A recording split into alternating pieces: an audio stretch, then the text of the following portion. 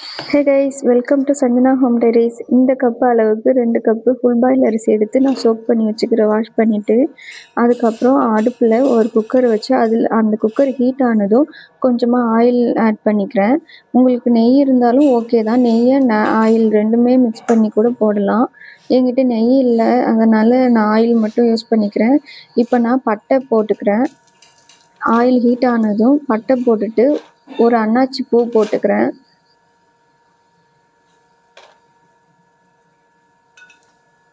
And then அந்த ஒரு மரப்பட்டை மாதிரி இருக்கும்ல, பூ மாதிரி, அதுவும் போட்டுக்கிறேன். அதுக்கப்புறம் 3 கிராம்பு போட்டுக்கிறேன். அப்புறம் பிரிஞ்சி இலை ஒன்று போட்டுக்கிறேன். அதை 2ஆக ஸ்ப்ளிட் பண்ணி போட்டுக்கிட்டேன். அப்புறம் கல்பாசி கொஞ்சம் போட்டுக்கிறேன்.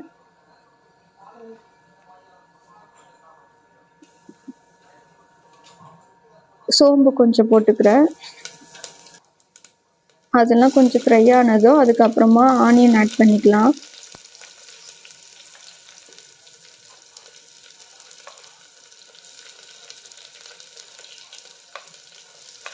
ஆனியன் ஆட் பண்ணி கொஞ்சம் ஃப்ரை ஆனது, கொஞ்சம் ப்ரௌனிஷாக மாறினதுக்கப்புறமா, கலர் சேஞ்ச் ஆனதும் அதுக்கப்புறமா நீங்கள் இஞ்சி பூண்டு பேஸ்ட்டு அண்டு இது மாதிரி அடுத்தடுத்து என்ன ஆட் பண்ணுமோ அதை நான் சொல்கிறேன் போக போக.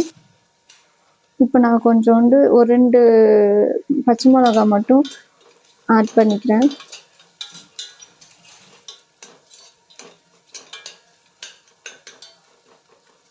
இப்போ நல்லா அது கொஞ்சம் ப்ரௌனிஷாக வரட்டும். கொஞ்சம் ப்ரௌனிஷாக ஆகிற ஸ்டேஜில் நீங்கள் ஒரு 2 ஸ்பூன் இஞ்சி பூண்டு விழுது ஆட் பண்ணிக்கோங்க.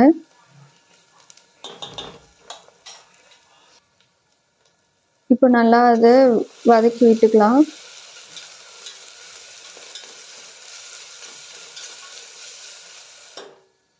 இப்போ இந்த ஸ்டேஜில் கொஞ்சம் வதங்கினதுக்கப்புறமா தக்காளி ஆட் பண்ணிக்கலாம்.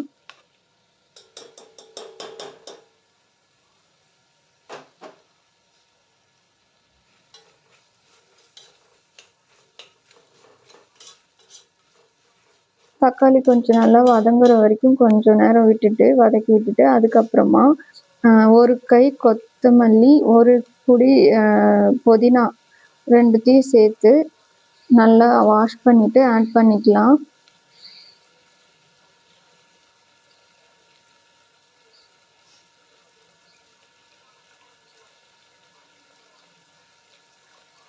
இதுக்கு கொத்தமல்லி புதினாவே போதும், வேறு எதுவும் கருவேப்பிலை அதெல்லாம் எதுவுமே போட தேவையில்லை. இதை நல்லா மிக்ஸ் பண்ணி தக்காளி நல்லா வதங்கி வந்துருச்சு கொஞ்சம்.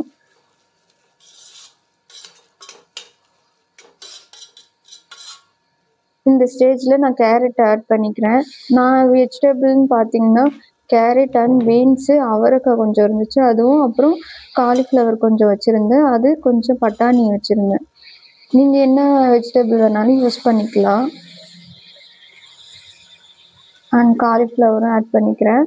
பீன்ஸ், கேரட், அவரைக்காய் ஆட் பண்ணிவிட்டு இப்போது பட்டாணி கொஞ்சம் போட்டுக்கிறேன், பச்சை பட்டாணி.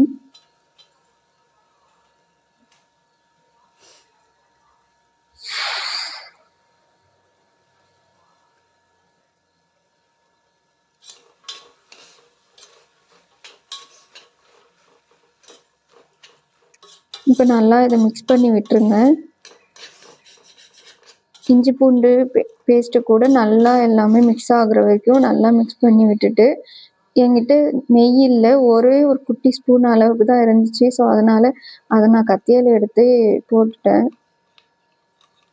நெய் போடுறது கொஞ்சம் பெஸ்ட்டு தான். என்கிட்ட நெய் இல்லை அப்போது, அதனால் நான் இதை மட்டும் யூஸ் பண்ணிக்கிறேன்.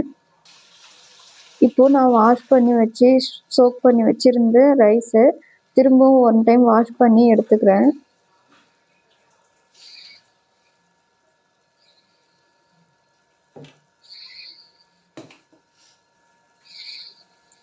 இப்போது நான் 2 கப்பு, இந்த கப் அளவில் 2 கப்பு அரிசி எடுத்திருக்கேன். ஸோ அதுக்கு 1 கப்பு வாட்டர் ஊற்றிக்கிறேன்.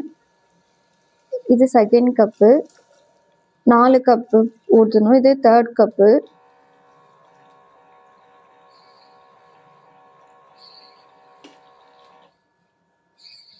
இது 4வது. 2 கப்பு அரிசிக்கு 4 கப்பு தண்ணி எடுத்திருக்கேன்.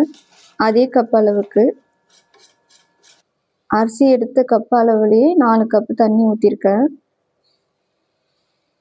இப்போ ஒரு தனியா ஸ்பூன் ஒரு 2 இல்ல 1 1/2 ஸ்பூன் அந்த மாதிரி போட்டுக்கிறேன். நான் 1 1/2 ஸ்பூன் போட்டிருக்கேன். 1 1/4 1 1/2 ஸ்பூன் போட்டிருக்கேன்.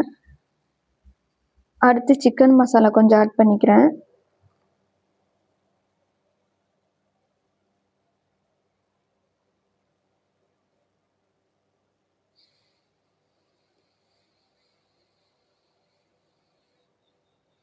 அடுத்து கரம் மசாலா கொஞ்சம் ஆட் பண்ணிக்கிறேன்.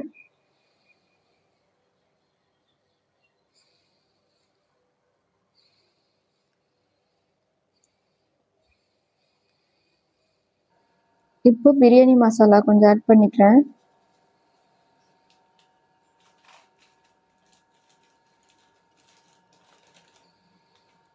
சில்லி பவுடர் கொஞ்சம் ஆட் பண்ணிக்கிறேன். கொஞ்சமாக ஆட் பண்ணிக்கிறேன். இல்லைன்னா ரொம்ப ஸ்பைசி ஆகிடும், அதனால தான். இப்போ அதை மிக்ஸ் பண்ணிவிட்டு தேவையான அளவுக்கு உப்பு சேர்த்துக்கலாம். உப்பு சேர்த்து ஒரு டைம் மிக்ஸ் பண்ணிவிட்டு அதையும் டேஸ்ட் பண்ணி பாருங்கள். உப்பு ரொம்ப கரெக்டாக இருக்கக்கூடாது, கொஞ்சம் கக்கிற மாதிரி அப்படி இருந்தால் தான் ரைஸ் போட்டதும் அதுக்கப்புறம் கரெக்டாக இருக்கும். அந்த மாதிரியே பார்த்துக்கோங்க. நான் கல் உப்பு தான் யூஸ் பண்ணிக்கிறேன்.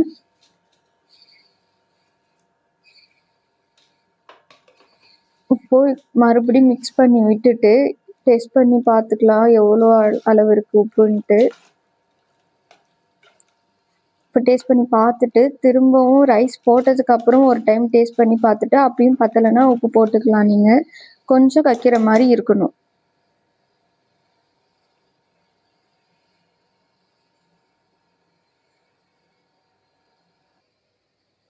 இப்போ ஒரு கொதி வந்ததுக்கு அப்புறமா எல்லாத்தையும் மசாலாஸ் அண்ட் உப்புலாம் மிக்ஸ் பண்ணதுக்கப்புறம் ஒரு கொதி வந்ததுக்கப்புறம் அரிசியை போட்டு மிக்ஸ் பண்ணிக்கலாம்.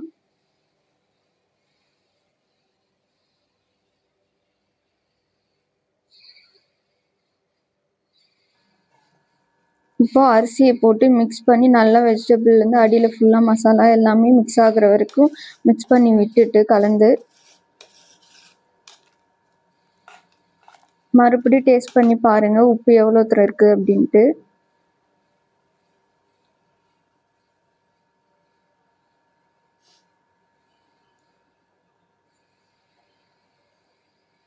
எனக்கு உப்பு பத்தலை, ஸோ அதனால் நான் இன்னும் கொஞ்சம் போட்டுக்கிறேன்.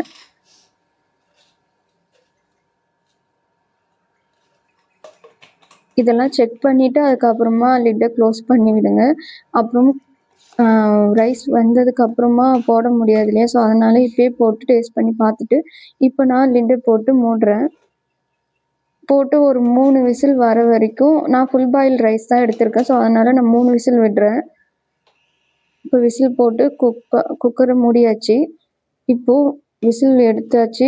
ஃபுல் ப்ரெஷரும் இறங்குனதுக்கு அப்புறமா நீங்கள் எடுத்து ஓப்பன் பண்ணால் கரெக்டாக இருக்கும். நான் ஃபுல் ப்ரெஷரும் போனதுக்கப்புறமா தான் ஓப்பன் பண்ணுறேன். இப்போ பாருங்கள், வெஜிடபிள் பிரியாணி ரெடி ஆயிடுச்சு.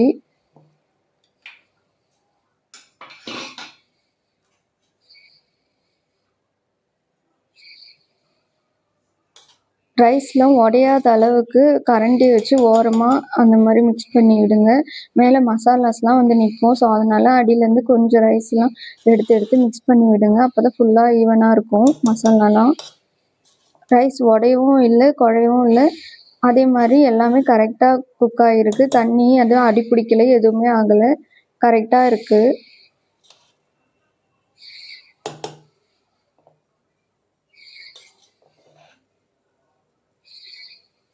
நீங்கள் ஏதாவது ஸ்பேஷனில் அந்த மாதிரி கூட போட்டு மிக்ஸ் பண்ணிக்கலாம். என்கிட்ட ஸ்பேஷன்லாம் எதுவும் இல்லை, ஸோ அதனால் அதுலேயே வச்சு மிக்ஸ் பண்ணிக்கிறேன். என் ஹஸ்பண்ட் ஆஃபீஸ்க்காக லன்ச்சு கேட்டிருந்தாங்க, ஸோ அதுக்காக தான் இந்த வெஜிடபிள் பிரியாணி ரெடி பண்ணேன். ஸோ அவங்களுக்கு பேக் பண்ணி வச்சிடலாம்.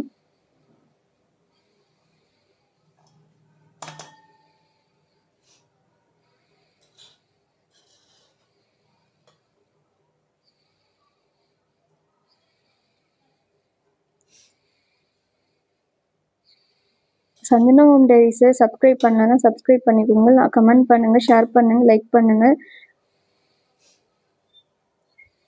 பெல் ஐக்கானை கிளிக் பண்ணி வச்சுக்கோங்க.